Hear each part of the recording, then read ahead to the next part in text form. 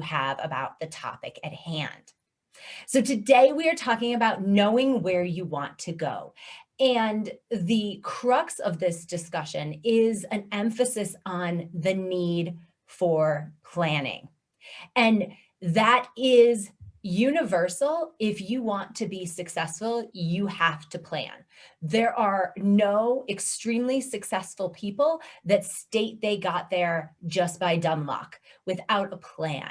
Yes, luck may have happened. And for me, and I really believe this strongly, luck is the marriage of opportunity and preparedness. And so when that comes together, luck happens. But it requires being prepared. It requires working to create as much opportunity for yourself as possible. So planning is important. Now, the average person makes plans when they're in the thick of the forest, right? They have trouble, in this analogy, seeing the forest for the trees, right? They are in it. Really successful people take time out of their lives. And one, really famous example is Bill Gates, when he was the head of Microsoft, had 2 planning weeks a year, during which time he took no meetings, interacted with very few, if any, other humans, and spent that intense time planning. He would pore over papers and articles. I think his record for the number of articles he read in one of those weeks was like 142 or something. And he would dive into his planning and strategy twice a year that intensely. Planning, again, is critical. So the average person plans when you're in the forest, right? Again, you can't really see the forest for the trees, but the exceptional people, those that really go far and transcend time and space in terms of their leadership, they actually physically remove themselves from the day-to-day. And maybe it's not for a week, right? Very few of us have the luxury of doing that. And maybe not until we reach certain levels will we have the luxury of doing that. But they remove themselves from the day-to-day and they spend some considered time planning when they are in a space where they can create and plan and, make the necessary plans to deliver their life, to deliver their leadership, to deliver all of what they want to accomplish, and plan specific steps for it. So the first thing that you need to take away from this is planning requires time. And in order to make that time, you have to plan, right? So I will give you the advice here that if you don't already have planning regularly roped into your schedule, that you block, aka plan, an hour once every quarter for your planning. That is the very minimum of what you need. Now, we're doing this presentation on the 31st of March, so right at the end of first quarter. Depending on how you feel about what you've done so far in 2021, you may need to sit down immediately and plan the rest of what's going to happen. And we're going to walk you through those steps and how to do that. So again, if you're watching this later, hit #replay so that we make sure we come to you to answer any questions. And I'm just going to pause and see if we have any questions so far. So let me just double check. I'm not seeing any right now, but Janessa, don't hesitate to stop me if I'm missing them. All right, so you're going to need to plan. Carve out at least an hour. If you have not done any planning and you want to plan thoroughly for the rest of 2021, you're going to need 2 hours. If you can't find a 2-hour block of time, make one. And if you absolutely can't do that, block an hour one week and an hour the next week, but stay on top of it. So you need time to set yourself up to zoom out in order to plan appropriately. Remember, successful people plan up here. The average people plan when they're in the weeds or in the forest, right? You want to be above it so you can see the whole landscape. Another thing that's very important for you to know when you gear yourself up and you're establishing that time to plan is that you want to, as much as possible, have activated the parasympathetic nervous system.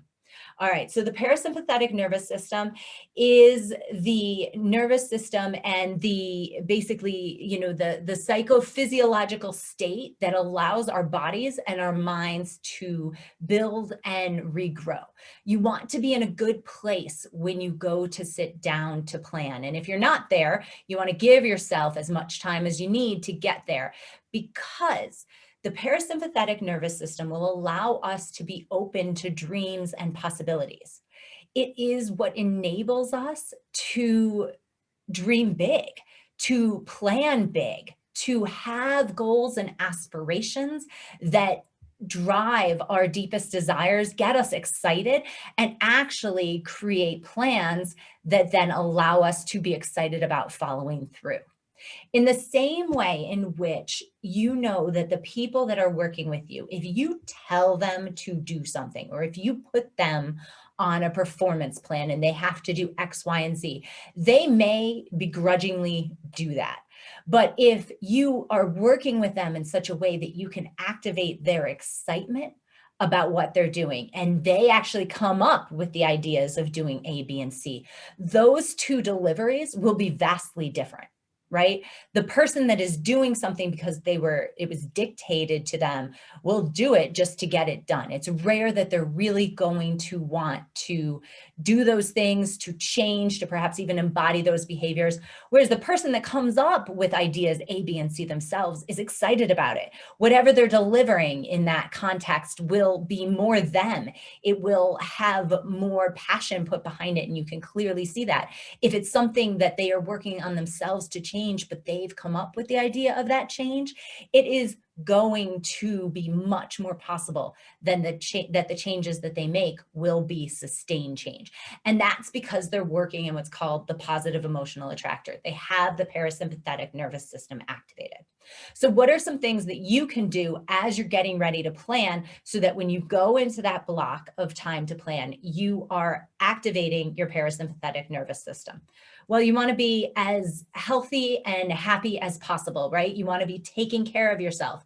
You want to know your values. And if you're unclear on that, you definitely want to join us in 2 weeks when we're doing the Leading with Your Whole Self workshop, because we go through in depth identifying and homing in on your 2 to 3 key values right now. So you're going to want to be feeling good overall. You're going to want to have been taking care of yourself and know that the future is whatever you plan it to be. You want to have that positive emotion. You want to have that feeling of locus of control, that you have a lot of control over your life, and whatever you plan, you can make come to fruition. You can also work to help stimulate your parasympathetic nervous system by spending some time in meditation, if that's something that works for you. Maybe doing this right after a good hard workout because you know you'll be feeling good. Perhaps you sit down and you write out a few thank you notes just for fun first, thanking people around you for the things that they may do day to day, but that you're extremely grateful for. All of these things will position you for your planning so that you are in a place where intellectually, mentally, and even physically, you're ready to dream big. So again, I'm just going to take a brief pause, see if there's any questions. I'm not seeing anything right now, but I know we got a couple of viewers. So go ahead and say hi. Let us know you're here. Tara, yeah. Sorry to interrupt. We do have one question. Yeah, great. Okay, what do you do when you don't have time to plan? Yeah, so you make time to plan. You absolutely have to create that time to plan. Otherwise, you are letting everyone else, just run over your dreams. I think Eleanor Roosevelt said it takes as much time to plan as it does to dream. This is your opportunity to take your dreams and to put them into reality through planning. So you have to create that time to plan. Along those lines, I just want to stress that so many of us allow our calendars to be overridden with meetings. We don't have much control over our days. And there's a specific training on calendar blocking that I do, and I'm fiercely protective of our calendars. So definitely, if you haven't watched that, clue into that as well. But busy is not the same as productive. You may feel that you don't have time to plan, and that is absolutely the time in your life when you absolutely must plan. Busy does not equal productive, right? I need that with a big not equal sign. Busy does not equal productive. If you feel you don't have time to plan, you absolutely must still carve that time to plan and remind yourself that busy does not equal productive. This is you getting a hold of the direction of your life and making sure that it's going in the way in which you want. There's very little that's more important than that. So that's a great question, but I also call BS and say, if you don't have enough time to plan, you're just not making enough time. And if anybody wants to work through specifics about how you can do that, if you're feeling really stuck, we can definitely get ourselves in a headspace or a mindset where we can't even fathom creating that time, but we have to move ourselves through that. So if you're in that place, go ahead and just grab a quick coffee chat with me, 15 minutes, and I'm sure I can help you find out where on your calendar you can find time to plan. Awesome. Any follow-up questions to that? Anything else coming through? Not looking like it. Okay. All right, great. Well, all right. So you have to have time on your calendar plan. You also want to be in the right emotional state. And if you get into that day and something crazy has happened, or you just are not in that right place, rebook it, reschedule it for yourself, but keep it on your calendar so that you're making that commitment to yourself. Because without a plan, really, you can be aimless. And to the point before about not having time to plan, you are letting everybody else dictate what is happening to you in your life, or you're planning like an average person when you're in the weeds. Whereas if you have your strategy down, if you know where you want to go and you spend some time dreaming, you have a greater locus of control. You have a greater center which feels as though it can influence that which is around you. You are making strides in the direction in which you want. And so then I say, when you've got that time to plan, you're going to break it down into chunks. The very first thing you're going to do, and if you haven't done this, do this. It's so much fun. Imagine where you want to be in 10 years. For some people, 10 years is like, you get a knee-jerk reaction of, I can't even imagine 10 years. Okay, make it 5. If you can't yet plan out 10 years, imagine 5 years. Where do you want to be in 5 years? And write down all of the specifics. Think about the age that your kids will be. Think about the age that your grandkids will be if you have grandkids. Write down all of these specifics. Think about what you will be doing, what you and your partner will be doing. Will you be working? What type of a job do you want to be in? If you're not working any longer, do you want to be starting a different business, or do you want to be spending time volunteering? Where will you live? What does your house look like? Do you live in the same house, but have you redesigned some things? Do you live in a different house? What kind of car do you drive? What pets do you have? How much money do you have in the bank account? What do your vacations look like? What do your kids' activities look like? And how much time are you spending shuttling them to and fro? Or do you have somebody that helps you with that and you just get to go to their games? What does this look like? Get really, really specific. Think about the clothes that you want to wear, the smells that you want to smell when you're cooking in your home, the things that you want to have around you, and the feelings that you want to have. Now, this is 10 years from now, right? Anything can happen in 10 years. Anything can even happen in 5 years, right? You might not make as great of strides as you'll make in 10 years, but if you can only dream out 5 years, do it.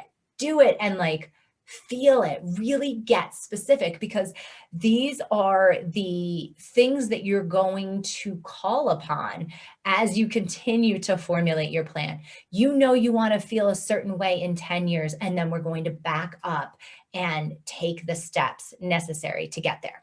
So get descriptive, use those adjectives, just free form write. What do you want to feel, be, live like, do in 10 years? Have fun with it too. Don't dream small, dream big, right? You're in the right emotional state, dream big. And then you need to think about, in order to get there, if you just think about that life that you've now imagined and dreamt for 10 years from now, in order to get there, what are 3 goals that you need to hit? Just give yourself 3 goals that you know you will need to have hit in order to be living that life. I'm just going to, make up a few. Perhaps you know that you will need to be financially secure, right? Maybe right now you're riding along with some student loans, some credit card debt, perhaps a car payment. You know that in order to be that free, to have that emotional freedom that you're envisioning in 10 years, you're going to need to be financially secure. So maybe that's one of your big goals. Maybe a second goal is you've been helicopter parenting a bit, and you know that as your kids' activities expand, they're going to be driven here and there. And as COVID, releases and things open up, you're going to have your kids going many different places, and perhaps you've got a bunch of kids, and that just is not the life you want to live. You want to be the soccer mom that shows up at the soccer games, but you don't want to be the soccer mom shuttling people to and fro. So maybe you're going to need some help around the home and with driving. Maybe you need some sort of nanny service, and that's something else that you're going to have to do to fulfill that dream. So maybe that's one of your other big goals, is to be in a financial place where you can get the support that you need to do that. And maybe the third thing is you want, to have 2 rooms of your house renovated. And so again, you're going to need to be in a place where that is something that's financially feasible. Now, I just thought about all those things just off the top of my head, but perhaps you have a dream, and hopefully you do, about where you want to be in your organization or within your industry. What does that look like? And that should most likely be one of those goals that then feeds into what your life looks like in 10 years. So what does that look like for you? Where do you want to be in your career in 10 years? Some of you that I'm working with privately are on your way to exiting the workforce, and that's excellent too. That obviously requires planning. But if you're still going to be in the workforce, what do you want to be doing, and how do you want to be doing it? What does your job look like? What does the office you go to look like? Perhaps you always continue to work from home, but once a quarter you go into this beautiful sparkling white glass office where everyone's friendly and smiling, and there's great coffee machines. Get specific. What does that look like to you? And have fun planning. Then move on to those 3 goals. Identify from that dream life, what 3 goals must you have in order to achieve that dream life. So I'm going to pause and just see if there are any questions. Okay, we're going to keep going. All right, so from there, you've thought about those goals that you need to hit in 10 years. And now think about it, break it down to 5. What do you need to do in 5 years in order to be well on the way to those 10-year goals? So if you want to be, the vice president of your department, but in 10 years, where do you need to be in 5 years? And then from there, where do you need to be in 1 year? Take each of those goals, back it up to the 5-year mark, and then back it up further to the 1-year mark. All right. So you've got these big goals. You want to be vice president. You're backing it up by, 5 years from now, you want to be at the director level, or perhaps at a senior something level, so that you can keep moving up. And maybe that's going to require changing jobs. You're keeping this in the back of your mind, but you're backing that goal up. Take each of those goals and back it up first 5 years. And then what do you need to do in 1 year in order to be prepared to be on the track to be where you want to be in 5 years and then 10 years. And then from there, right? So you've backed up, say, the VP title to a director level in 5 years. Maybe there are some additional educational requirements you're going to need to get, or that you want to get some additional certifications in order to be at that level. Plan those out. And then where do you want to be in 1 year to be on track and trending towards that 5-year goal? So once again, you want to go ahead and back yourself up. Maybe in 1 year, you want to have had a positive, performance evaluation. You want to be interviewing for the next level up that's not yet at where you want to be in 5 years, but you are working towards that. What does that look like for you? So back it up to 1 year. And then from the 1 year mark, you're going to back it up into quarters. So here's where being at the very end of first quarter is completely advantageous. You want to know what you're going to do for the second quarter, third quarter, fourth quarter, and first quarter of 2022. Where do you need to go in those quadrants, in those time frames, to continue to perpetuate your dreams, right? You're talking 10 years out. That's a long time. But if you're not taking action now, what you're dreaming about now isn't going to happen in 10 years. You have to plan. And goals that are near in our time, right? Proximity wise, goals that have specific near-term timeframes are much easier for us to put our energy behind. It's really easy to say we want to be somewhere in 10 years and not put in the effort that it takes to get there, because that's 10 years away. And that's why this step of backing up, the reversing from 10 years to 5 years to 1 year. And if that leap from 5 to 1 is too great, plot out what else happens in between. Make yourself a little timeline. Perhaps you want to look at 2.5 years or 3 years. Where do you need to be in order to get where you want to go in 5 years and 10 years? Back that all up, and then have specific concrete actions for yourself for the next 3 to 4 quarters, right? So either through the end of 2021, if that's how you want to plan, or through the end of first quarter 2022, because you're starting right now and you want to give yourself a full year to get through those goals. Make sure that you have specific goals that are actionable, that you can work on, that will help you to propel yourself towards that 10-year dream. Because again, without a plan, it's really easy to just be aimless. We can dream, but we're not taking action on it. And the reason we're not taking action on it is because 10 years seems so far away. So make sure that you have immediate action that you know you need to take, figuring out what you want to do, figuring out how you want to live, and starting to act on that now. In the same way that if you were to go run a marathon, or if you were to go back to school, you would not expect to wake up the next morning after you decide you want to run and go run a marathon. You would not wake up the day after you decided to enroll in that graduate program and be graduated. You need to do the work. You need to take the steps and accept the time that it takes to reach those goals. And you have that possibility, right? The key thing for us all to remember is that you have the time to do the things that are most important to you. And if you are allowing yourself to first dream big and then to put on the tunnel vision of what it's going to take to get there, you will get there. You can get places that you could never have previously imagined, and you won't be able to imagine unless you give yourself that time to dream, and then you plan your plan of action according to that. That's what I wanted to cover today. I just want to tune in one more time, see if there are any additional questions. Doesn't look like we have any coming in. Janessa, anything I'm missing, or are we good? We're good. Okay, I think we're good for today. Thank you, everyone. Next week, we are coming to you live again on Wednesday. And I'm sorry, I'm just drawing a blank on what we're talking about next week. So let me just find that.